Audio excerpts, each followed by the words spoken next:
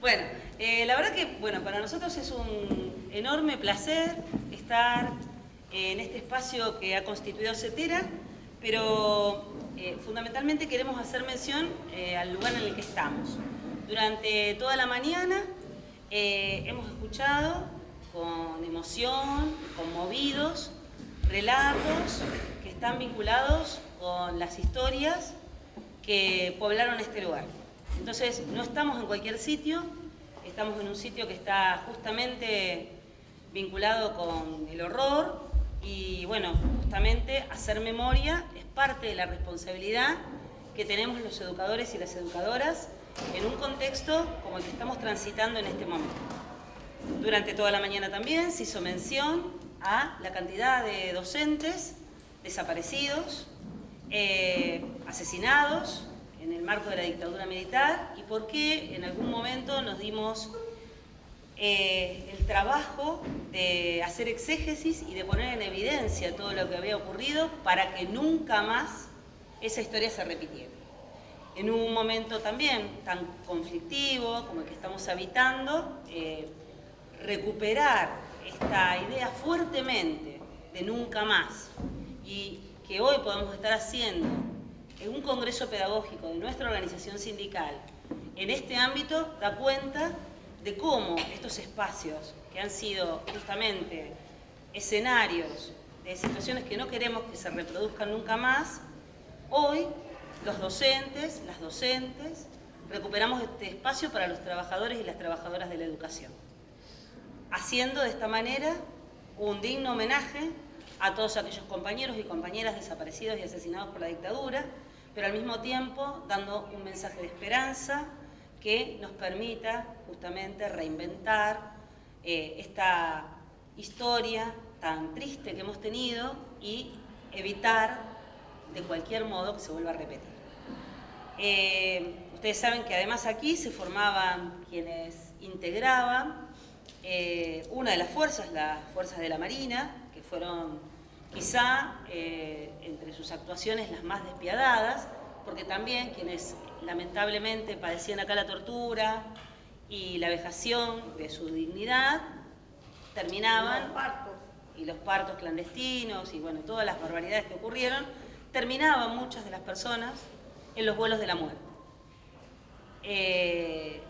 Prácticas ignominiosas que no deben repetirse nunca más. Así que para nosotros es un doble compromiso y responsabilidad estar llevando adelante durante los 50 años de nuestra organización sindical, la Confederación de Trabajadores de la Educación de la República Argentina, con toda la potencia que tiene esto en un ámbito con estas características.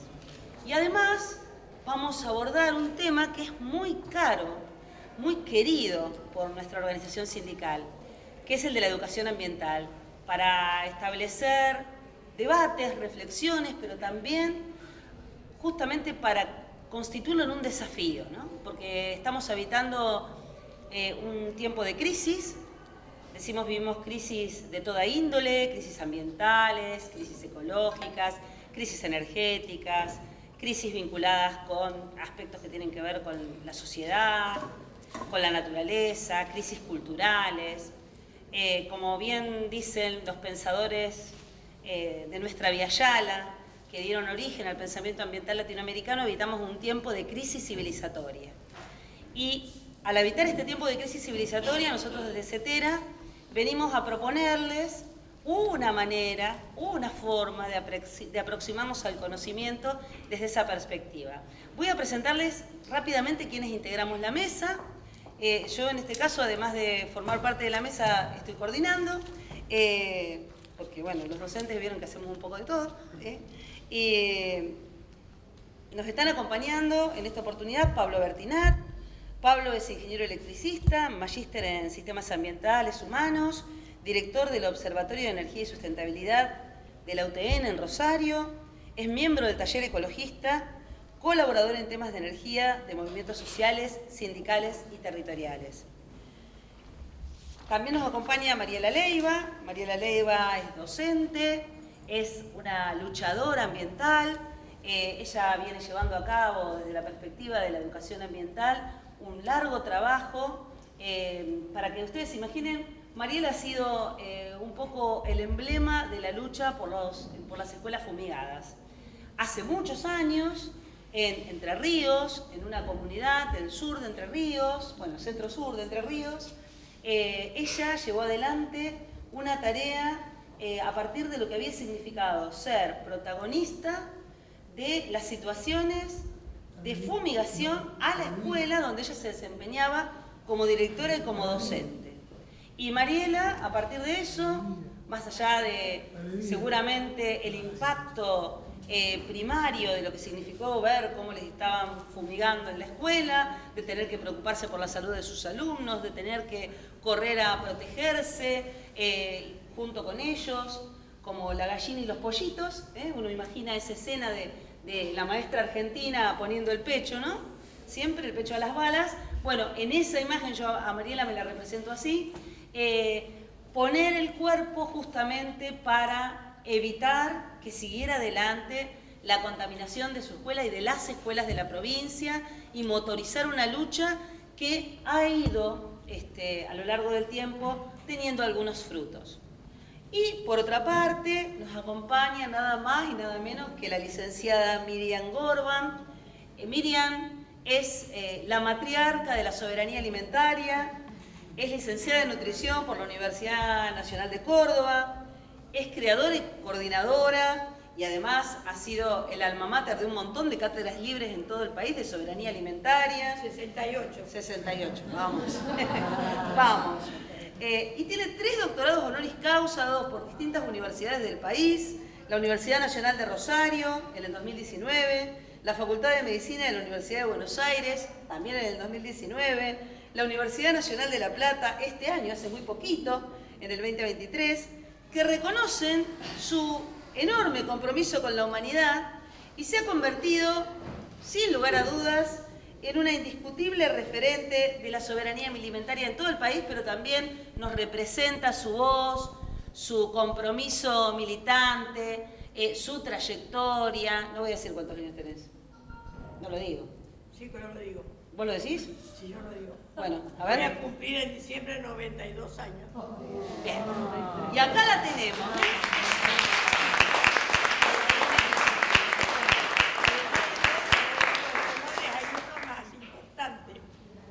Yo soy maestra normal de la Escuela Florentino Ameguino de un pueblito perdido en Santiago que se llama Ñatuya. Entonces, mi escuela normal tuvo la gran virtud, tuvo, casi diría, el efecto mágico de lograr que no haya analfabetos en la provincia de Santiago del Estero, porque en cada paraje rural hay una escuela y hay docentes a cargo de esas escuelas. Bueno.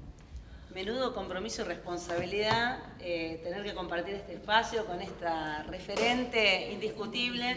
Para nosotros, para mí es un enorme placer y un gran honor presentarte. Para mí estar en Setera. Y presentarte, y además porque además la considero y la quiero porque es una gran amiga, que siempre que la convocamos, bueno, igual que Pablo, igual que Mariela, grandes amigos de Setera, bueno, formamos parte de esa organización con Mariela, pero siempre están a la orden para venir, para acompañar, para poner el cuerpo, para compartir lo que saben. Hay que pensar que hace 50 años los maestros volvieron a dar ejemplo, se organizaron y se sindicalizaron. Ese fue el ejemplo. 50 años atrás no es lo mismo. No, seguramente. Es verdad lo que nos trae Miriam con su juicio recién. Bueno, ¿quién les habla? Mi nombre es Graciela Mandolini. Trabajo en una escuela agrotécnica que está en el sur de la provincia de Santa Fe, la Escuela Agrotécnica de Casilda. También soy miembro de una cátedra libre de soberanía alimentaria que creamos en el marco de la Escuela Agrotécnica y la Facultad de Veterinaria dependiente de la Universidad Nacional de Rosario. Y tiene más de 100 años. La escuela tiene 123. Te ganó. Por eso digo que tiene más de 100 años. Claro.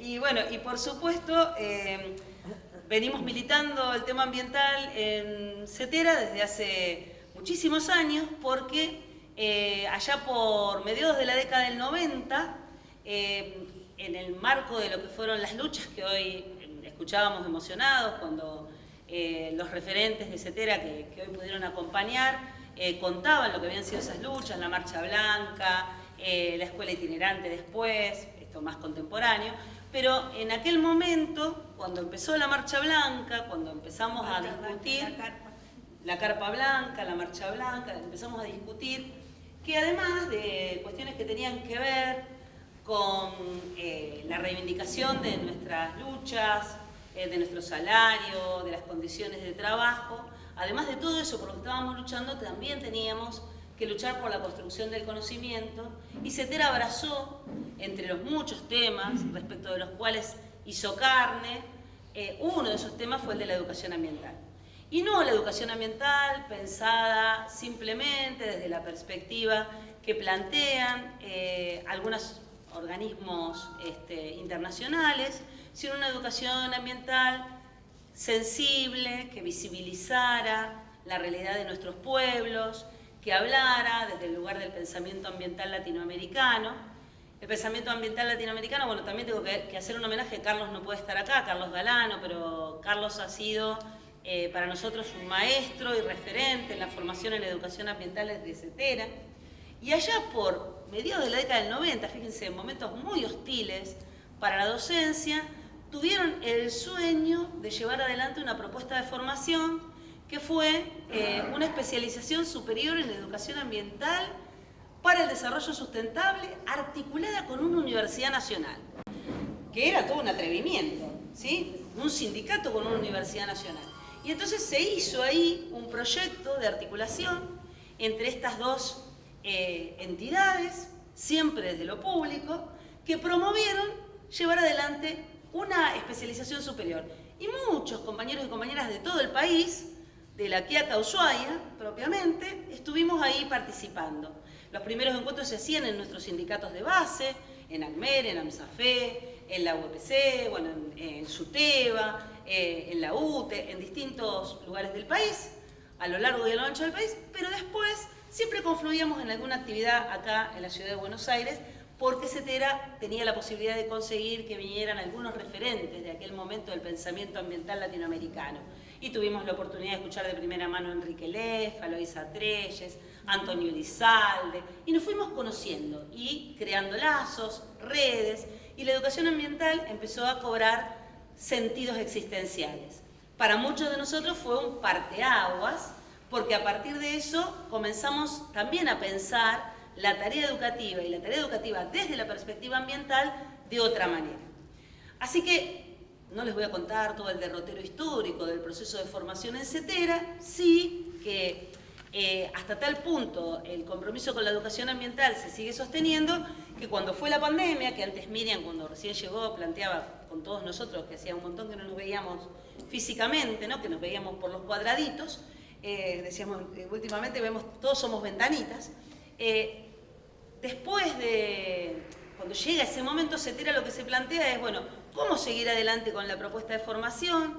Y se hicieron trayectos formativos, se hicieron actividades virtuales, se hizo un congreso virtual en relación a la educación ambiental, que Miriam también nos acompañó. Bueno, vos, Pablo, también estuviste, Mariela también estuvo. Muchísimos compañeros de todo el país participaron. Eso fue en el 2021. Y ¿saben? Coincidió que pudimos llevarlo adelante el día que ya teníamos sanción completa en el Senado, y había pasado ya por la Cámara de Diputados, de una ley de educación ambiental integral. Esa ley de educación ambiental integral nos brindó la posibilidad, nos brinda, estamos tratando de articular para llevar adelante su instrumentación, y obviamente para nosotros el hecho de que podamos participar de un consejo, que podamos proponer ideas, que podamos proponer estrategias y herramientas de trabajo en el marco de la ley, también nos genera muchas expectativas, y esto está ocurriendo en este momento. CETERA tiene su representación en ese espacio, porque los maestros y las maestras, los profesores y las profesoras, durante mucho tiempo hemos sido hablados por otros. Y no hay nada más desalentador, ¿no? Que el libreto nos lo escriban desde lugares lejanos, remotos, donde lo que nos transmiten son ideas quizá muy elaboradas por parte de la academia, Pero nosotros tenemos algo que, como decía Miriam antes, no nos quita a nadie, y es el trabajo en territorio. Es decir, nosotros sabemos qué cuestiones de lo que acontece en nuestras aulas son aquellas que tenemos que privilegiar cuando tenemos que abordar determinados temas. Y la temática ambiental, desde el pensamiento ambiental latinoamericano, articula naturaleza, sociedad, cultura, educación. Es decir, es una manera de pensar la educación integralmente. Y nos viene a proponer hablar en clave de ese pensamiento ambiental latinoamericano que lo que hace es recuperar los saberes, este diálogo de saberes, los saberes, las trayectorias, las vivencias, los sentimientos de quienes habitan los territorios. Y una noción de territorio que se teje y se entreteje no con cualquier idea, sino no solo con la dimensión espacio-temporal, sino también con la identitaria. Es decir, una noción de territorio que nos enriquece y que recupera nuestros acervos culturales, nuestras historias de vida, nuestros proyectos de trabajo. Entonces, desde ese lugar, CETERA nos viene a proponer hablar de educación ambiental y hoy tenemos el lujo de contar con una mesa como esta y le vamos a dar la palabra a Pablo para que nos hable desde la perspectiva que él viene manejando. Después, más o menos, el orden de las intervenciones, yo ahora le facilito el micrófono. El orden de las intervenciones va a estar dado de la siguiente manera. Pablo nos va a hablar sobre la transición energética, sobre su especialidad. Bueno, sobre lo que quieras, Pablo. Gracias. Después Mariela, que nos va a hablar también de su experiencia. Y cerramos con el postre, postre en flan de dulce de leche.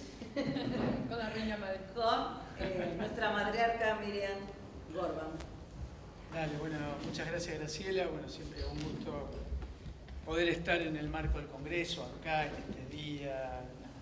Sobran palabras con ese tema y sobre todo mucha emoción, digamos, ¿no? Porque bueno, lo que vivimos esta mañana fue realmente... Acerca del micrófono, señor. No, está bien. ¿Se escucha? Bueno, lo que vimos esta mañana ha sido muy fuerte, digamos, realmente para todos los que conocemos la historia de CETERA y esas cuestiones, ¿no? Entonces, bueno, brevemente la idea es poder, como decía Graciela, abordar una temática específica, que es la discusión alrededor de la transición energética, que es un tema relativamente nuevo en esos términos, en realidad, como transición energética, pero es un tema que se ha instalado bastante en los debates regionales, globales, nacionales, etcétera, inclusive en esos términos, con esa terminología, ¿no? En primer lugar, plantear que no hay una mirada única sobre la transición energética, hay tantas miradas como intereses hay miradas corporativas, hay miradas populares, hay miradas con diferentes intereses en este sentido. Ahora, para poder plantear de qué estamos hablando cuando hablamos de transición energética, tratamos de imaginar nuestra idea de transición en tanto proceso de cambio, ¿no? Hay una mirada que dice que la transición es algo que está entre lo viejo y lo nuevo, ese camino. Entonces ahí requiere pensar de qué estamos hablando cuando hablamos de transición, qué es lo que habría que cambiar, qué es lo que nos parece que está mal del sistema energético como tal, que eso ya es en sí una definición del sistema energético como tal. Y en ese marco, en primer lugar, ¿qué entendemos por energía? ¿No? Porque nosotros tenemos miradas de la física de la energía, ¿no? Aquello que se suministra, se saca un cuerpo para moverlo, calentarlo, etcétera, etcétera, que es una mirada particular de la energía. Ahora, la intención de poder tener una mirada mucho más holística sobre la transición energética nos lleva a pensar que también la energía, o sobre la energía hay miradas que tienen que ver con lo social, con lo político, con lo cultural, con lo ético, con lo estético también. Hay pueblos que creen o que plantean que el petróleo es la sangre de la tierra y hay otros que creen que es el oro negro. Hay construcciones subjetivas sobre la energía también y en definitiva construcciones que hacen al sistema energético en sí mismo. Ha habido una historia también de relación entre la sociedad y la energía. La energía ha sido el elemento que ha garantizado en muchos casos también la reproducción de la vida en el caso de la sociedad, ¿no? Y cuando uno recorre la relación, que hay muchos trabajos históricos muy interesantes de la relación entre la sociedad y la energía, uno ve que en el trayecto de la historia de la sociedad humana no ha habido tantos procesos de transición energética tal cual como procesos de cambio. Ha habido 2 o 3 procesos realmente en la historia con algunas características particulares, que uno podría diferenciar en 2 etapas grandes, la etapa de sociedades igualitarias hasta más o menos mitad de la época de la agricultura, y las sociedades dominadoras en estos últimos 6.000 años aproximadamente. Ahora, en ese periodo tuvimos un periodo inicial, tal vez el más largo en la historia humana, la de los cazadores-recolectores, con un acercamiento a la energía muy pobre, básicamente fuego, la fuerza humana, etcétera, etcétera. Y el primer proceso de transición se da con la aparición de la agricultura, básicamente, a partir de una especialización del proceso fotosintético con alguna selección de plantas, en definitiva, que tenían un mayor aprovechamiento de la radiación y permitía obtener más energía, acumular, dejar de ser una sociedad sedentaria, nómade para ser sedentaria.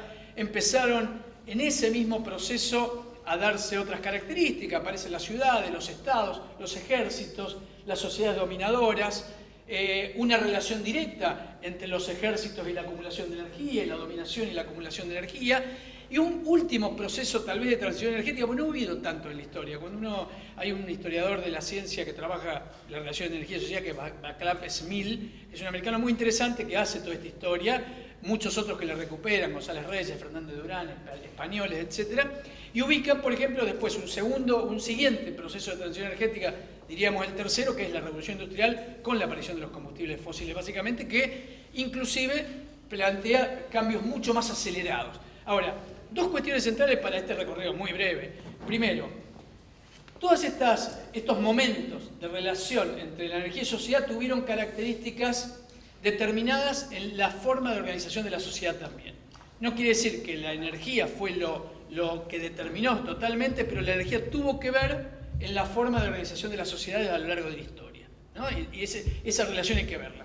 Y la otra relación que es importante verla a la luz de este nuevo proceso de transición que nos enfrentamos es que todos los procesos de transición anteriores que hemos vivido en la historia de la sociedad han sido procesos que nos llevaron de un estadio determinado de consumo de energía a un estadio de una cantidad de consumo de energía superior.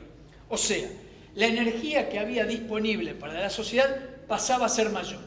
Esa, me adelanto, va a ser tal vez la principal diferencia que vamos a tener con el actual proceso de transición energética, donde seguramente nos enfrentamos a un momento muy difícil en el cual la energía disponible por parte de la sociedad va a ser menor, o debería ser menor, porque debemos dejar los combustibles fósiles bajo tierra por el problema climático y porque si quisiéramos ir a una matriz energética del mismo tamaño que la actual con fuentes renovables, no nos alcanzarían los materiales, los minerales, etcétera, que hay sobre la Tierra para tenerlo. Entonces, ahí se plantea ya una primera discusión fuerte, y es este hecho que vamos a un momento de la etapa del desarrollo de la sociedad donde vamos a tener menor cantidad de energía disponible. En un contexto muy difícil.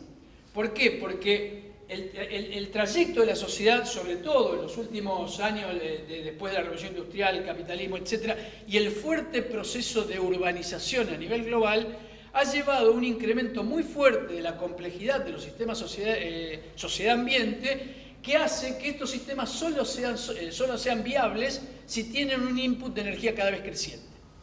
Y nos enfrentamos a menor cantidad de energía, con lo cual, ¿qué hacemos con la complejidad de las sociedades o de los sistemas ambientales humanos frente a este contexto, ¿no? Entonces, en ese marco se plantea otra cuestión central, que es qué actitud tenemos ante los niveles de complejidad alcanzados por los sistemas societales naturaleza, y cómo pensamos en producir procesos que nos permitan disminuir la complejidad de los sistemas, en particular de los sistemas urbanos.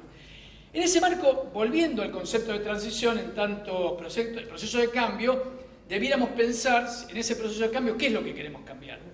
Porque lo que, por lo menos desde nuestra mirada, claramente la transición energética no es un proceso de cambio tecnológico, o no es solamente un proceso de cambio tecnológico, sino que tiene que ver con atacar lo que entendemos como cuáles son las principales dificultades del sistema energético actual. Y si hiciéramos un repaso muy telegráfico de las características del sistema energético actual, diríamos que es un sistema energético muy fósil, un 80% de las fuentes que usamos son fósiles, en Argentina el 90%, es un sistema muy desigual, porque a pesar de que ha crecido exponencialmente, hay 1.000 millones de personas que no tienen electricidad, 2.000 millones de personas que cocinan con biomasa en condiciones que afectan a su salud, y esto lo vemos reproducido no solo dentro de los países norte-sur, sino dentro de cada uno de nuestros países también, con nuestros nortes y nuestros sur. Pero el sistema energético también es un sistema fuertemente concentrado, fuertemente centralizado, muy conflictivo. Hay guerras por recursos energéticos, Rusia, Ucrania, invasiones, Irak, etc. Pero también hay conflictos por vaca muerta, hay conflictos por represas, hay conflictos por líneas de transmisión, hay conflictos por parques eólicos, hay conflictos por parques solares también. O sea, la tecnología por sí no garantiza nada. Y tenemos un sistema energético además fuertemente neoliberal en cuanto a su estructura normativa, regulatoria, legislativa. Hoy en día todo el marco normativo que rige el sector energético en casi toda América Latina es heredera de las regulaciones de los 90, o sea, privatizaciones, leyes de mercado, etcétera, alrededor del sector. O sea, tenemos una cantidad de factores que hacen que debiéramos, por lo menos para nosotros, la mirada que tenemos en la atención es pensar en esos elementos. Y tenemos un adicional más, que es una nueva amenaza a la cual nos enfrentamos, que en todo caso viene de un interés, si se quiere, bueno, que es que las economías del norte quisieran dejar los fósiles, están yendo a energías renovables, pero desatan un nuevo proceso extractivista sobre nuestra región, ahora asociado a los materiales y minerales que ellos necesitan para la transición energética. Litio, hidrógeno, cobre, cobalto en algunas regiones, madera balsa en Ecuador. Hoy en día hay una depredación de bosques en Ecuador para llevar madera balsa por China para construir las palas de los molinos eólicos, por ejemplo. Entonces, nos enfrentamos también a una nueva etapa extractivista, que es lo que vemos hoy alrededor del litio, cobre, etc. Todas estas herramientas, vinculado en todo caso a un proceso de transición que intenta sostener un sistema energético con la misma lógica que el sistema fósil, pero ahora con energías renovables, pero con la misma lógica de acumulación en ese marco. Entonces, con ese criterio, ¿qué es lo que para nosotros hay que cambiar? Nosotros creemos que, como decía anteriormente, no nos enfrentamos frente a un tema tecnológico solamente, sino que nos enfrentamos a la necesidad de un cambio sistémico, entendiendo el sistema energético, por lo menos nosotros lo entendemos como un conjunto de relaciones sociales que nos vinculan a nosotros como sociedad, a nosotros con la naturaleza y que están determinadas por las relaciones de producción existentes. En ese marco, ¿por dónde vemos nosotros que habría que trabajar en esta mirada de transición energética mucho más, si se quiere, interdisciplinaria o más amplia y que no solo tiene que ver con lo tecnológico? Bueno, ahí planteamos 5 o 6 ejes. Muy rápidamente los repaso. El primer eje es la relación entre derecho y mercancía. El segundo eje, la relación entre energía y necesidades humanas. El tercero, lo que tiene que ver con la redistribución de la energía. El cuarto, el cambio tecnológico, el cambio de matriz. Y lo otro tiene que ver con el cambio de modelo productivo y la democratización del sistema energético. Primer tema, relación entre energía y mercancía. Claramente, nosotros debiéramos trabajar en un proceso que nos permita construir el derecho social de la energía. Nosotros sabemos, bueno, tú hoy, que los derechos son construcciones sociales y el derecho social de la energía debe ser construido por la sociedad. Y este debe ser un proceso que dispute el concepto de energía como mercancía y que plantee el fortalecimiento de todo lo público alrededor de la energía como servicio público, fortalecer, recuperar e iniciar un proceso de desprivatización del sector energético que está fuertemente privatizado, pero implica también derogar los marcos normativos neoliberales de privatización y de mercado alrededor de la energía, implica fortalecer todas aquellas formas de lo público, no necesariamente lo estatal, porque nosotros vimos también las dificultades que hubo siempre con las grandes empresas estatales, pero fortalecer lo público, lo colaborativo, lo cooperativo, lo comunitario alrededor de la energía, creemos que son herramientas que nos permitirían poder trabajar en esta idea del derecho social a la energía y disputar la lógica mercantil alrededor de la energía. El segundo punto, que tal vez es el más complejo, es este que nos plantea cómo hacemos para sostener la vida sobre el planeta si vamos a tener menor cantidad de energía disponible. Claramente hay una sola alternativa, que es ver de qué manera construimos formas de satisfacción de necesidades humanas con menos materia y energía. O sea, en la medida que no podamos culturalmente, socialmente, construir formas de habitar, ser felices con menos materia y energía, va a ser muy difícil que podamos contraponer estos límites planetarios que tenemos. Límites de materiales, de minerales, de sumideros, de fósiles, etcétera, en ese marco. Esto es claramente un trabajo de muy largo plazo. Ahora, esto claramente no lo va a hacer la sociedad de consumo, no lo van a hacer las corporaciones. Si no lo hacen los sectores, si no lo hacemos los sectores populares, nadie va a construir otra forma de habitar sobre el planeta. Y ahí también hay muchos temas que tienen sinergias con esto. La producción local de alimentos, la producción de alimentos limpios, la vinculación con la soberanía alimentaria, la vinculación con discutir los modos de transporte y la planificación territorial, claramente son elementos de política pública que podríamos trabajar en nuestras ciudades para poder ir construyendo, en definitiva, esta forma de satisfacción de necesidades humanas distinta a la que tenemos hoy. Disputar esto con la sociedad de consumo es una demanda para los sectores populares, nadie lo va a hacer si no lo hacemos nosotros, con lo cual ahí tenemos la principal responsabilidad de este proceso de largo plazo. El tercer eje para pensar para nosotros para la transición energética es asumir a la energía como una herramienta de redistribución de riqueza. Claramente la energía puede ser una herramienta de redistribución de riqueza. Redistribuir es sacar de acá y poner acá, es de suma cero esto. Y hoy en día, sobre todo después de la pandemia, tenemos niveles de pobreza energética en América Latina y en Argentina mucho más altos de los que teníamos anterior a la pandemia. Con lo cual ahí también tenemos un trabajo muy fuerte que tiene inclusive carácter de emergencia, urgencia, porque hay gente que está pasando realmente mal en temas energéticos por las condiciones de acceso indignas, inseguras, sin poder tener el dinero para pagarla, etcétera, etcétera, etcétera. Entonces ahí también hay otro eje claro para poder trabajar en el proceso de transición energética. El siguiente eje es el cambio de la matriz energética, el más tecnológico, si ustedes quieren. ¿Tenemos que ir a energías renovables? Sí, claramente, pero no podemos tener, como decíamos anteriormente, una matriz del mismo tamaño. Y por otro lado sabemos que si bien las fuentes pueden ser renovables, su uso puede ser sustentable. O sea, podemos tener aplicaciones que impacten territorialmente como está ocurriendo en muchos lugares donde hay conflictos con comunidades territoriales por energías renovables también. Bueno, lo que vimos en Jujuy alrededor del litio, etcétera, claramente son disputas territoriales vinculadas a la transición energética o a una mirada de la transición energética corporativa, en todo caso. Entonces ahí se trata, en definitiva, de poder ir hacia una torta energética más chica, con energías renovables utilizadas sustentablemente en ese marco que planteábamos anteriormente de cambios en ese sentido. Dos puntos más, así no me extiendo más y que nos queda tiempo para charlarlo. Claramente el otro elemento clave es la necesidad de discutir el modelo productivo. O sea, nosotros decíamos que vamos hacia un estadio de la sociedad con menor cantidad de energía disponible, con lo cual no vamos a poder sostener el mismo modelo productivo. Hay que discutir el modelo productivo. Discutir el modelo productivo es qué se produce en el país, cómo se produce en el país, para qué se produce en el país, para quién se produce en el país. Y eso implica que tengamos que pensar, por ejemplo, que haya sectores industriales que deban desaparecer en las futuras décadas, otros que deban aparecer. Posiblemente haya que discutir en base a pensar una economía más de servicios que una economía material.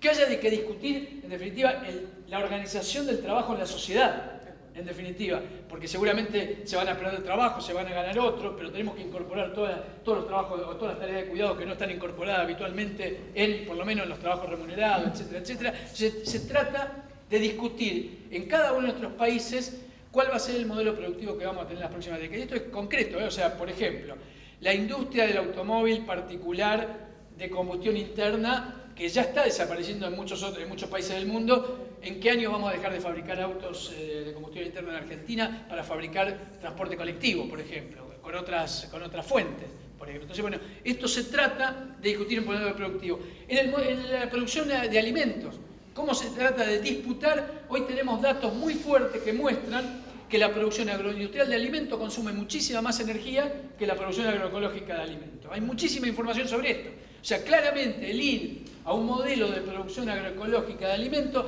baja la demanda de energía del sector agrícola muy fuertemente también. O sea, bueno, tenemos que ver cómo linkeamos con todas estas vinculaciones en el sector. Y dos temas más que para nosotros son centrales, que es, uno, cómo garantizamos una democratización del sistema energético, que habitualmente el sistema energético es un sistema reservado para especialistas o para lobbies, etcétera, donde tenemos poca discusión más allá de las fuentes sobre las políticas de energía, y en ese marco poder pensar pensar cómo construir políticas energéticas locales, por ejemplo, en nuestra ciudad, en nuestro municipio, en nuestras comunas. ¿Quién mejor que las autoridades locales para saber qué población está en situación de pobreza energética, por ejemplo, y hacer algo frente a ello? Entonces, bueno, ahí hay una cantidad de elementos que nos permiten pensar en herramientas de construcción de un proceso, en definitiva, de transición energética que tenga una mirada popular, justa, etcétera, en ese marco. Finalmente, un tema especial es la temática de las tecnologías. Claramente tenemos que pensar, en primer lugar, en aquellas tecnologías que nos permitan resolver problemas sociales y priorizar aquellas tecnologías que nos permitan resolver problemas sociales.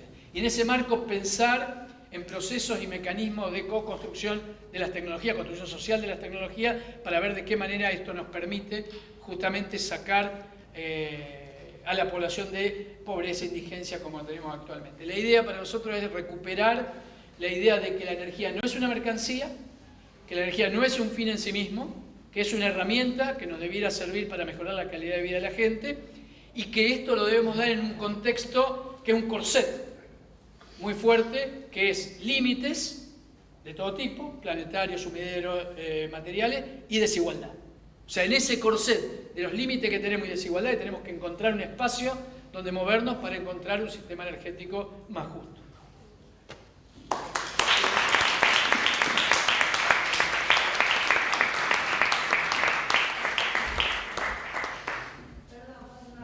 Sí, ¿cómo no? Pablo. Pablo, todo divino lo que dijiste, pero ¿cómo hacemos con gobiernos neoliberales? Porque si todo lo tenemos que pensar en lo popular y en el pueblo, que tenemos que salir a luchar como lo hemos hecho siempre, estamos en este momento en un momento bastante álgido, porque el 22 de octubre se define, o tal vez el 15.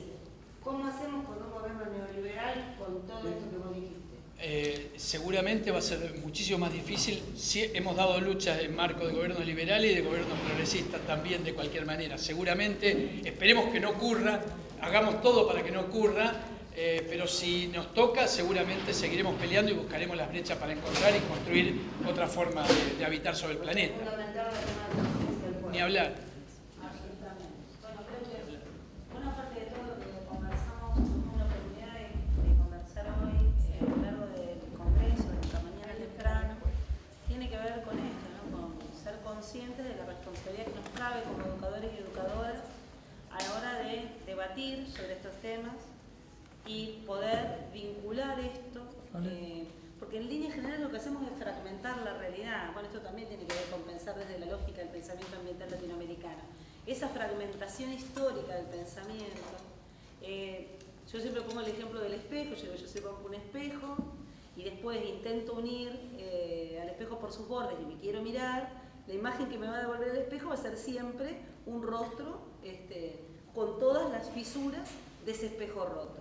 Y nosotros durante años hemos trabajado aisladamente, hemos trabajado desvinculados, y acá de lo que se trata es de ver de qué manera podemos ser justamente capaces de integrar y de mostrar las relaciones que existen entre estas tomas de decisiones en el marco de una democracia electoral, en torno a cómo esto puede repercutir en nuestras vidas de maneras de las que lamentablemente, si no actuamos con responsabilidad, lo vamos a lamentar.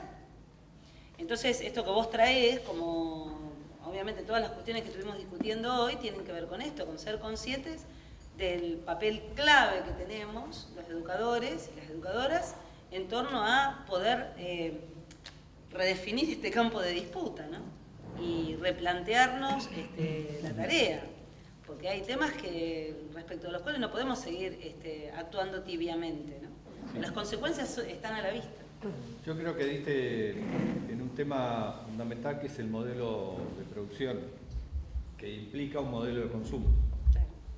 Ahora, atendiendo a la pregunta de la compañera, el efecto de las políticas neoliberales, no las que pueden llegar a venir, sino las que ya sufrimos. Si tenemos un endeudamiento por 100 años, en donde seguramente los acreedores pueden llegar a querer cobrar de tecnología, ¿no? Además, hasta se planteó lo de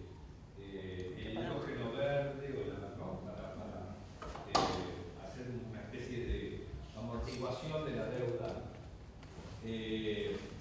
Es muy difícil pensar en sostener los niveles de producción y consumo pensando en la extracción así indiscriminada de vaca muerta, la exportación de gas hacia Latinoamérica y también lo del litio, ¿no? Porque hoy nos encontramos ante la encerrona de la posibilidad de extraer el litio para pasar a una matriz energética un poco más limpia o distinta, impensado semejante extracción ante detonar las reservas de agua potable del norte, ¿no? Que hay abajo de los aristrales. Lo del litio es un ejemplo magnífico. ¿Por qué? Porque cuando discutíamos con los compañeros decíamos, bueno, vieron el conflicto con el proceso constitucional en Jujuy y decía, bueno, estamos de acuerdo, supongamos que tenemos un gobierno nacional y popular, un gobierno progresista, pasa lo de Jujuy. Estamos seguros que no daríamos palo. Estamos seguros. Ahora no le daríamos a la gente. Ahora, ¿haríamos algo distinto con el tema del litio? O lo banderaríamos en función de conseguir una renta para el país para pagar una deuda también. O sea, hay discusiones que son mucho más interesantes y lo ve uno con lo que planteaba la compañera allá atrás. Nosotros hoy en día estamos en 2023 y a pesar de todos los gobiernos que tuvimos, todo el tiempo que tuvimos de gobierno progresista, no logramos nunca ni discutir la posibilidad de derogar las leyes de privatización de los 90 en todo el sector energético. O sea, fíjate si la disputa con las corporaciones ha sido tan fuerte que ni siquiera se pudo abrir el debate para discutir la derogación de las privatizaciones, ni siquiera la lógica de mercado, pero la derogación de las privatizaciones, por ejemplo, de los 90, que hoy en día, después de muchos años de gobierno progresista, siguen estando vigentes. Es la legislación que tenemos hoy en casi todos los sectores de agua, de energía, etcétera, que son las leyes de privatización de los 90. Entonces, ahí tenemos deudas grandes todavía, muchas luchas para dar, y por eso decía, es mucho más difícil, por supuesto, el marco de gobiernos neoliberales, porque además nos dan palos, digamos, además. Pero en el marco de gobiernos progresistas también tenemos que dar disputas por todas estas cuestiones de los gobiernos nuestros, de los gobiernos nacionales y populares, porque no, de la nada no van a salir estas cosas, ¿no? O sea, no se van a derogar sobre las leyes, digamos, no va a haber otro marco normativo, o no vamos a lograr desprivatizar. Hoy en día se está dando una discusión sobre la recuperación de las represas. Ustedes saben que este año vencen las concesiones que dio Menem de 30 años de las represas del Comahue, por ejemplo. Y hay una discusión feroz. Por eso hay, por suerte, hay una actitud relativamente interesante del gobierno de recuperarla, pero con mucha disputa, con mucha disputa para que vuelvan al Estado esas represas. Que la CETERA formó parte de esa lucha con el Paraná Medio, por allá Totalmente. Sí. También el tema de la llamada hidrovía. Tal cual. Paraná, Paraguay. Bueno, lo dijo nuestra benemérita y amada estadista. Ojalá que la cuestión de la energía no se quede en las manos de 4 o 5 vivos, ¿no? Lo que pasa, yo creo que me parece que le estamos errando. Porque yo creo que la charla era, por lo que yo vi, crisis civilizatoria. Yo creo que estamos ante ese. El problema de fondo no es el 22 de octubre, el problema de fondo es lo que plantea él, un escenario de un mundo con recursos agotables, y si no cambiamos la matriz de fondo, hay un problema de crisis civilizatoria que ya lo planteó Fidel Castro, me parece. Entonces yo creo que podemos hacer el esfuerzo que gane Massa, pero vamos a estar en las mismas circunstancias. Yo creo que... Sí, la discusión es que seguir dando. Sí. Yo les voy a proponer lo siguiente, para que podamos darle la oportunidad a todos y todos tengamos la oportunidad de escuchar a los disertantes y a las disertantes, vamos a seguir con Mariela. Mariela nos va a contar sus vivencias, experiencias y su trabajo, y después la escuchamos a mí y después hacemos, porque la idea también es que de esta construcción que hagamos juntos emerjan ideas, propuestas, digamos, de guión, con más tela para seguir cortando y pensando. Sí. Así que vamos a escuchar a Mariela. Realmente me dieron vuelta todo como siempre me pasa. Es muy difícil por ahí traer algo armado, ¿no? Y más hoy, en medio que fue diferente porque casi siempre hemos compartido mesas y por ahí quedan las preguntas ahí. Y hoy están con todas las preguntas, entonces eso está buenísimo. Bueno, nada. empezar a tomar así cosas de cada uno de lo que fueron diciendo acá, salieron acá, y que es muy lindo que como docentes nos interpelemos. Estábamos escuchando hoy, y lo dijimos en varias oportunidades, esto de que, bueno, nuestra CETERA viene trabajando desde su fundación, desde hace 50 años, en esto que hoy en esta mesa nos congrega, que es la lucha por la defensa de los bienes comunes. Hablábamos de crisis civilizatoria, hablábamos que trae aparejada la crisis ambiental, la crisis alimentaria, la crisis política, porque no podemos dejar de hablar de política. No podemos dejar de hablar de política. Todos sabemos como docentes que nuestro desempeño hasta en nuestras casas es política. Así que tenemos que hablar de política y tenemos que comprometernos en política. Y toda esta crisis civilizatoria también nos lleva a plantearnos otra forma de vocabulario. Hablábamos mucho tiempo antes de medio ambiente. Hoy estamos hablando de ambiente, ¿sí? De recursos naturales. Hoy hablamos de bienes naturales comunes. Todo esto también a nosotros nos permite hablar, lo decimos siempre, de estos conflictos ambientales que Pablo recién lo decía, los sufrimos nosotros por allá por nuestra zona de Entre Ríos y con varios compañeros que los estoy viendo, con el tema de pulverizaciones con agroquímicos, como le gusta el gobierno neoliberal que se le nombre. Para mí son fumigaciones con agrotóxicos con venenos. Venenos que llegan a la mesa de nosotros, a la mesa de nuestra familia, en los alimentos que nosotros comemos. Por ahí, yo que estoy en la escuela rural, con mis gurises, como decía Graciela, como la gallina con los pollitos, estoy directamente afectada. ¿Por qué? Porque estoy respirando esto, y ahora les voy a contar por qué. Pero ustedes no son la excepción, porque todo esto, ojalá que esto no sé la procedencia, pero sí, esos alimentos son con base de venenos. Desde que empieza a prepararse la tierra hasta que le están sacando, ¿sí? Hablábamos también de modelo de producción, ese modelo de producción que vino para satisfacer el hambre en el mundo. Sigue habiendo hambre. Sí. Esa soja que por ahí ya escuché, la sembramos acá, la cultivamos acá y la exportamos para alimentos ¿de qué? ¿De personas? De animales. ¿Sí? Eso que nosotros decimos que vino a satisfacer las necesidades que nosotros creemos que son nuestras necesidades, porque, a ver, compañeros y compañeras, el consumismo es la consecuencia del capitalismo. ¿Y desde dónde? Y quiero terminar un poquito, que más o menos la reflexión para contestar un poquito lo que veníamos hablando. ¿Dónde reside? Nosotros, todos somos docentes aquí en la sala, casi todos, ¿no es cierto? Nosotros tenemos el arma en el aula. Esta educación ambiental integral es el arma que nos da nuestro sindicato para nuestra construcción colectiva desde los niños, desde los adolescentes. Ahí está, ahí reside la lucha. Esa construcción colectiva hay que darla, hay que aprovechar esos espacios dentro del sindicalismo, dentro de las asambleas ambientales, en donde podamos. Ahí tenemos que estar, levantando esa lucha, levantando esa bandera de lucha.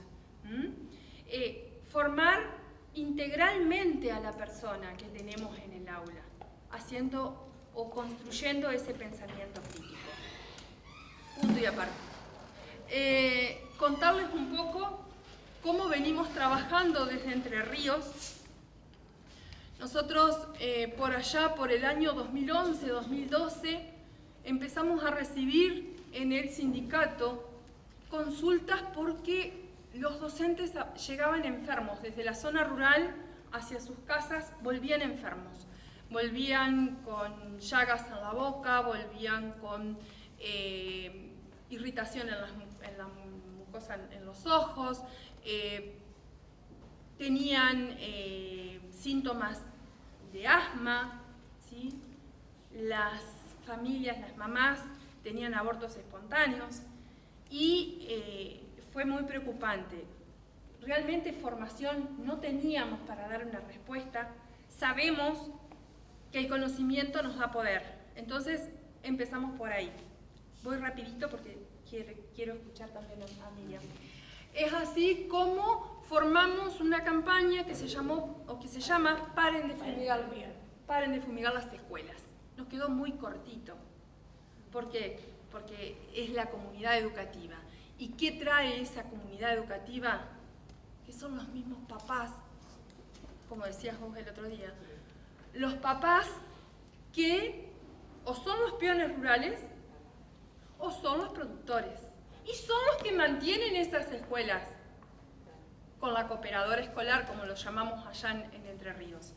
Entonces se hace muy difícil, muy difícil. Por eso digo, hay que ser muy hábil dentro del aula y empezar a hablar de política. Para empezar a abrir esas cabecitas, porque es muy difícil. Mucho más difícil fue encarar una denuncia en contra de un exalumno de la escuela que se le ocurrió que el 4 de diciembre no había nadie en la institución y que iba a hacer una pulverización aérea en donde terminamos todos intoxicados. Entonces, no teníamos demasiada formación, habíamos empezado desde el sindicato con una capacitación en los 17 departamentos de la provincia de Entre Ríos, en donde tenía ejes esa capacitación. Una de ellas era, bueno, el modelo de producción, causas y consecuencias, ¿no? Darle ese conocimiento al docente. ¿Qué hacer frente a un episodio de fumigación con agrotóxicos? ¿Qué consecuencias en salud podía llegar a tener? Y la legislación vigente. Entre toda esa sopa que yo tenía de conocimiento, que sí o que no, que sí, que vamos, que hacemos, cómo hacemos, en una comunidad rural donde no tenés un teléfono de línea para llamar, estás con tu celular y condicionada con la señal de ese momento, ¿no? Sola en la escuela con tus alumnos, hacer una llamada a la policía, hacer una llamada al hospital porque tenías los nenes descompuestos y no tenés no podés irte del lugar, es decir, no podés subir a los niños en tu auto y llevártelos de la escuela. Entonces, en función de eso, de esa denuncia que se hizo a través, yo la hice, la hizo el sindicato, la hizo esta campaña Paren de fumigar las escuelas, la hicieron algunos de los papás, otros declararon a favor del productor que había fumigado. Empezamos a hacer trabajos en terreno, análisis de agua, análisis de suelo, análisis de aire. Por eso que les decía hoy un aire contaminado. ¿Por qué? Porque lo comprobamos que el aire está contaminado, que el suelo está contaminado, que el agua está contaminada con agroquímicos. Y trajimos a CETERA, en conjunto con la Red de Docentes por la Vida, el protocolo de actuación, que fuimos trabajándolo con vos, varios compañeros de distintas provincias, hasta que lo institucionalizamos a través de CETERA. No es que, porque por ahí pueden llegar a interpretar de que estamos haciendo un protocolo, entonces estamos aceptando que lo hagan. Lamentablemente, como lo dijo Pablo, hay una legislación vigente, está regulado que eso se haga de esa manera, pero nosotros le tenemos que dar las herramientas al docente para que pueda arbitrar los medios, que pueda a través de ese conocimiento que les decía yo, ese conocimiento le da poder. Entonces, ¿conocés la normativa vigente? Bueno, a partir de eso podés entablar una denuncia, podés hacer diferentes acciones. Ese protocolo se institucionalizó a través de la CETERA, lo bajamos a las provincias y cada provincia debía hacerle su adaptación en función de la ley de plaguicidas que pudiera llegar a tener. Nosotros lo hicimos desde Entre Ríos, también presentamos un amparo ambiental. La ley de allá, la 6.599, la ley de plaguicidas, dice que son, o decía que eran 50 metros terrestres que se podía fumigar y 100 aéreos. Con ese decreto nosotros logramos por unos días 1.000 y 3.000 metros. Desde la gobernación salió un decreto en donde nos tiran para atrás este amparo y hoy tenemos 100 metros terrestres y 500 aéreos. Nada. ¿Por qué? Porque si bien decimos que las distancias no existen, ¿sí? Era una brecha un poquito más, era una batalla ganada para después decir de que esos alimentos que están fabricados en base a venenos dejan de ser alimentos para convertirse en una mercancía. Decir también que esos niños de la escuela 44 que les comenté recién, que fueron fumigados, que fueron intoxicados y que la justicia hoy tiene sentencia firme y condenó al productor, al presidente de la empresa de aviación y al piloto por lesiones culposas leves y contaminación ambiental, esos niños no tuvieron un seguimiento en salud.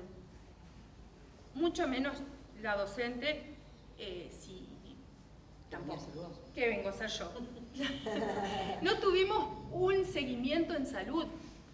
Entonces, los derechos del niño, entonces el derecho de tener una escuela salubre y segura, no existe, no está.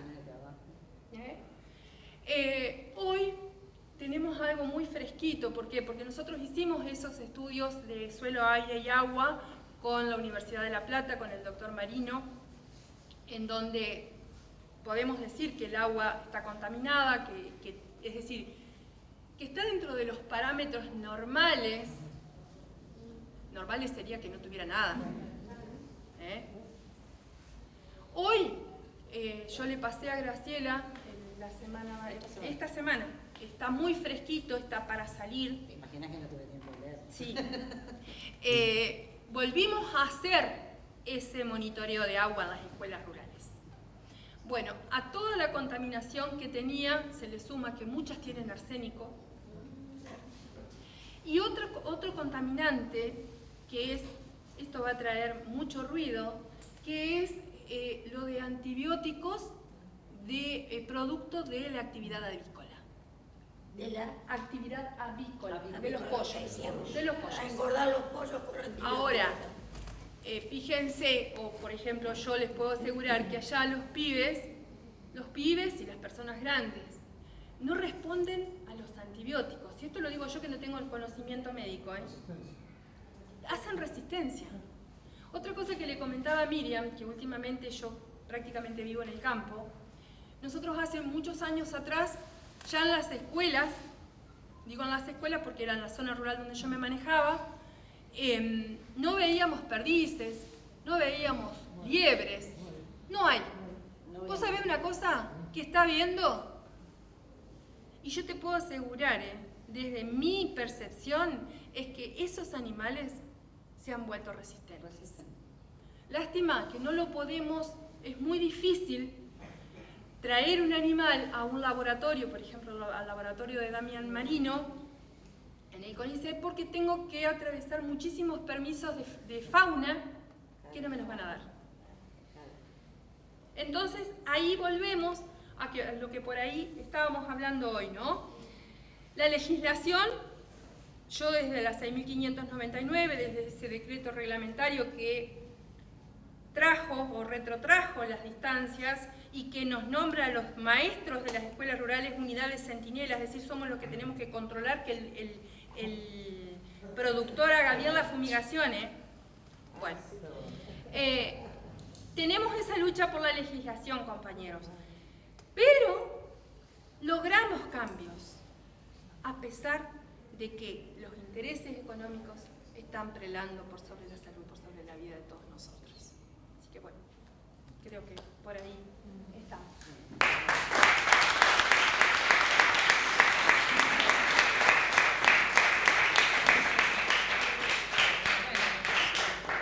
Dejamos todas las preguntas y los comentarios para el final y la escuchamos a Miriam. ¿Cómo dice acá, Miriam? Para captar tu voz. Yo creo que hay momentos, hay situaciones simbólicas y hay momentos en la vida de la gente. Yo agradezco esta invitación por ser una ex detenida desaparecida, pero que no estuve acá, estuve en el banco. Y es todo un símbolo recuperar estos lugares y que lo recupere un sindicato.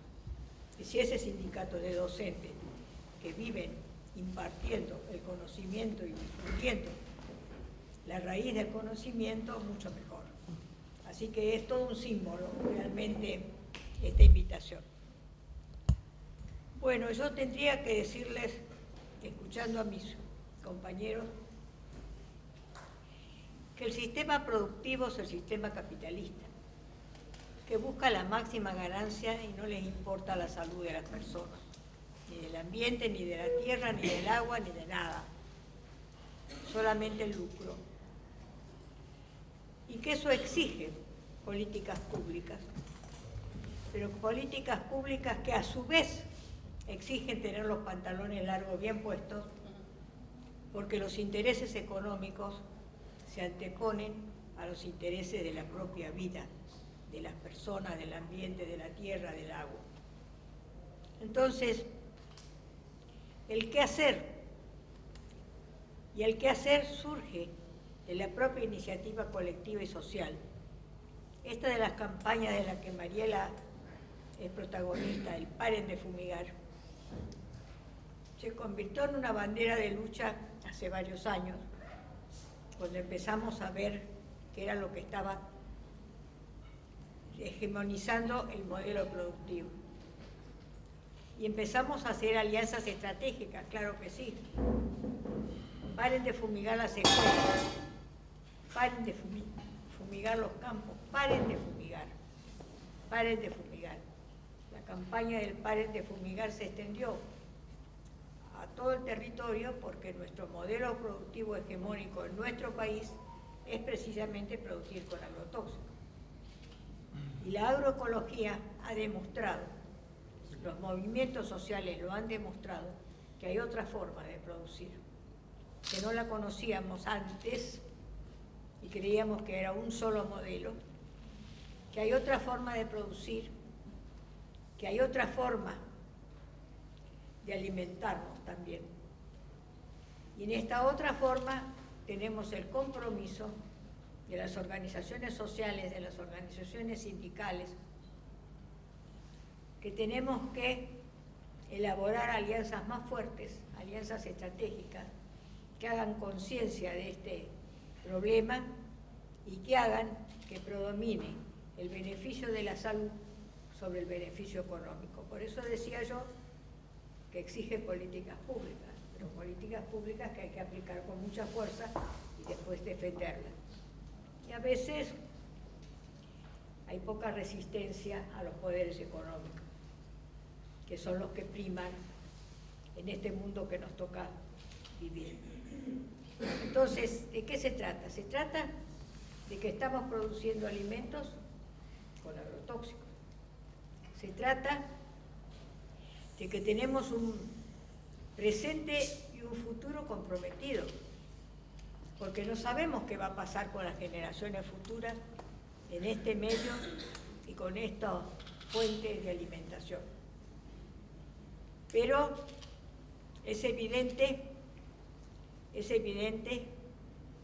que tenemos una lucha denodada entre, esto decía Mariela bien, los intereses económicos que priman por sobre los intereses de la salud. Y por eso el rol del Estado.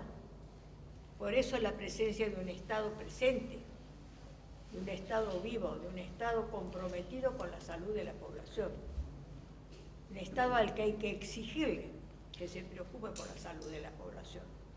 Esa exigencia obliga a limitar que los protocolos para producir, no, hay que eliminar los agrotóxicos del modelo productivo directamente.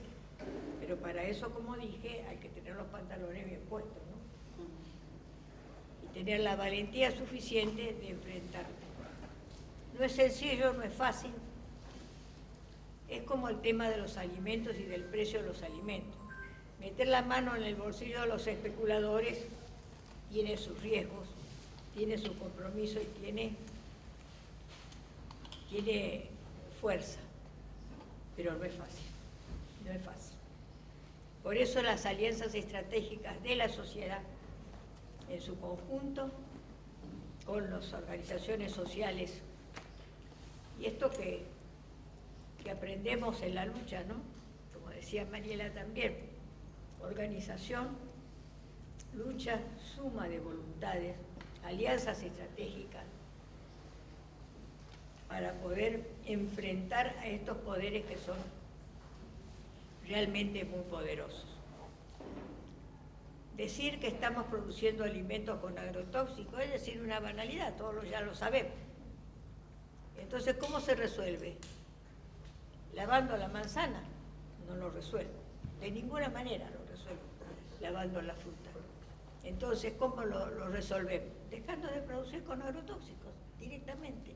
Tenemos que volcarnos a la agroecología, pero para eso necesitamos una conciencia social colectiva, que todos presionemos en el mismo sentido, que todos empujemos el carro en el mismo sentido, para que ese carro, digamos, esté cargado de la fuerza necesaria que pueda hacer retroceder este modelo productivo hegemónico en nuestro país.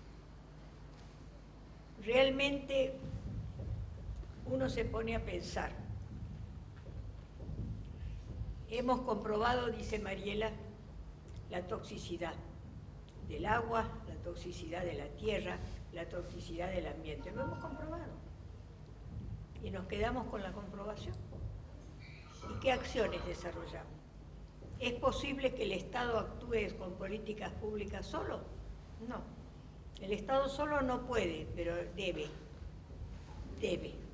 Es guardián de nuestra salud, pero lo tenemos que ayudar, le tenemos que dar fuerza y tenemos que tomar conciencia cada uno de nosotros, en el lugar donde esté.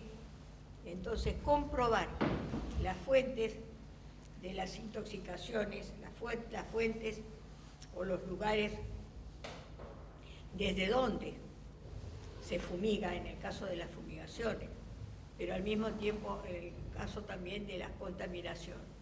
Esto que decía Mariela de la resistencia de los antibióticos es una realidad.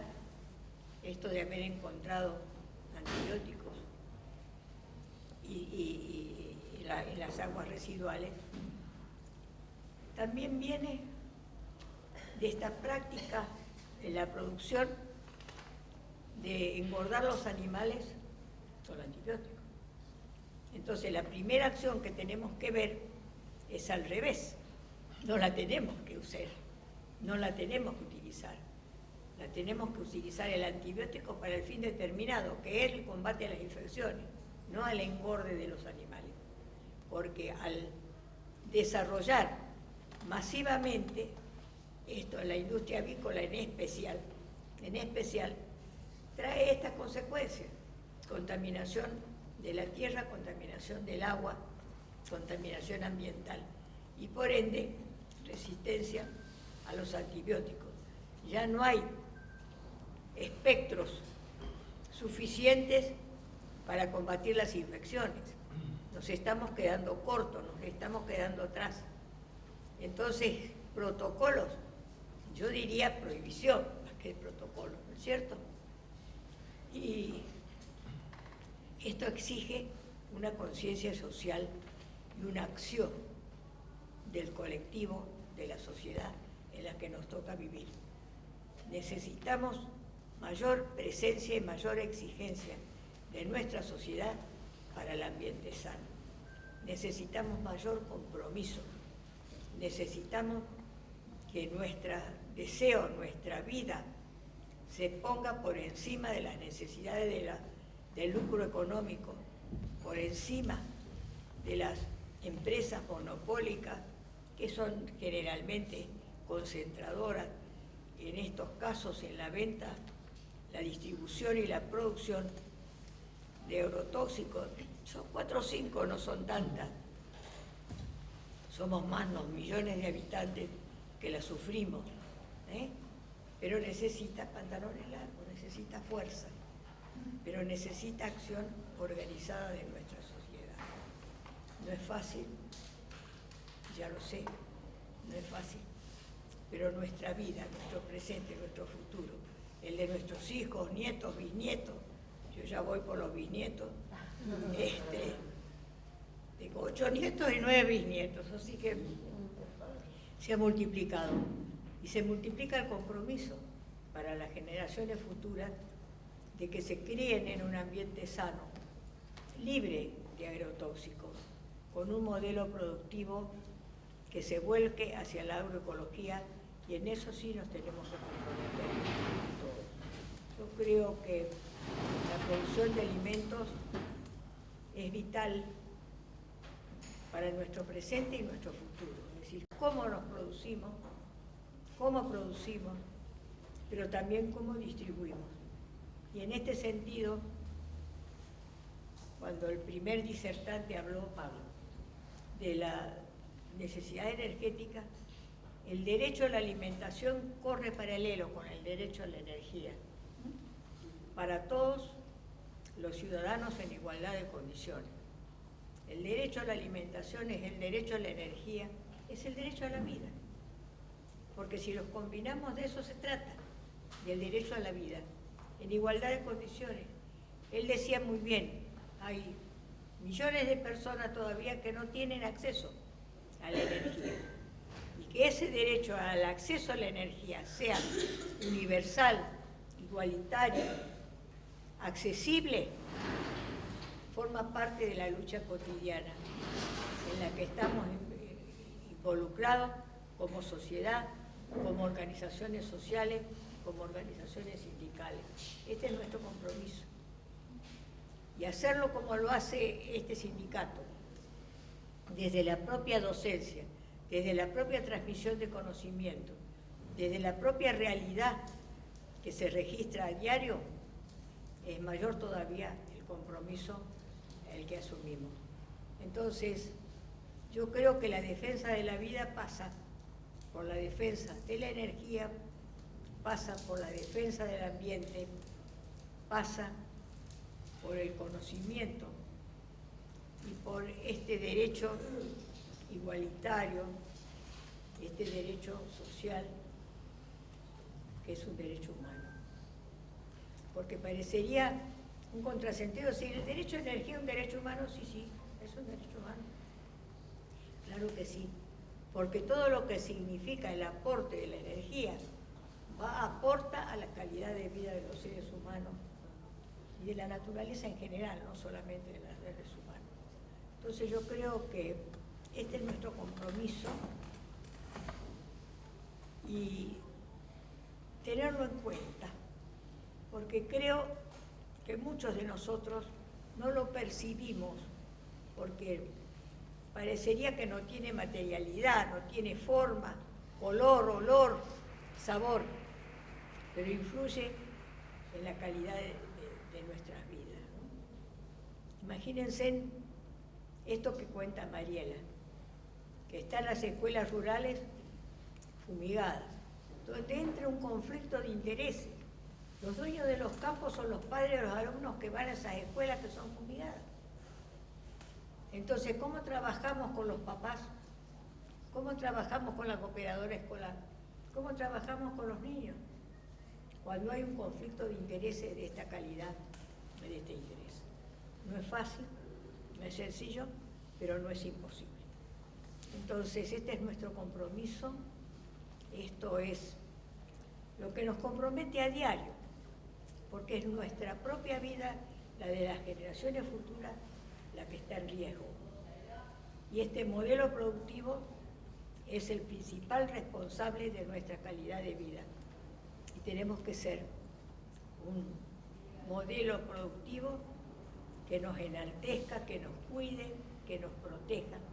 Y para eso no solamente hace falta políticas públicas y el compromiso y el rol del Estado, sino acompañar y fortalecer ese Estado, porque Estado somos nosotros también, que contribuimos a él.